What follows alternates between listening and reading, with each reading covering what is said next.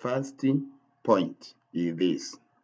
I know that I have the ability to achieve the object of my definite purpose in life. Therefore, I demand of myself persistent, continuous action towards its attainment, and I here and now promise to render such action. Do you understand? This is the self-declaration for creation of self-confidence within somebody. Cha kwanza ni kuelewa kwamba unao ule uwezo ndani yako wa kutimiliza kile kitu ambacho kiko ndani yako. Yaani uwezo upo ndani yako. Hakuna mtu mwingine wa pembeni ambaye anaweza akaja akaadi uwezo ndani yako, ila upo ndani yako.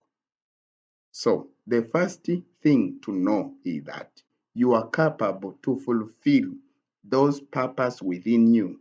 You are capable to fulfill those idea within you. So, things that you're supposed to do is just to start doing action that is associated with those idea within you. Do you understand? Yaani ni kuanza kufanya vitu ambavyo vinaendana na kile kitu ambacho unatamani kukifanya. Ni kuanza kufanya regardless of the environment. Inaweza ikawa mazingira hayakusapoti kulingana na kitu unachotaka kufanya, lakini anza siku isipite bila kufanya kitu kinachoendana na kile kitu unachotamani kufanya.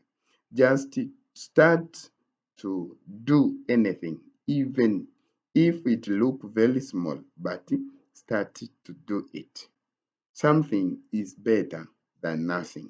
So don't let to stay by expecting that you will start doing things when they will be big, when the environment will support you.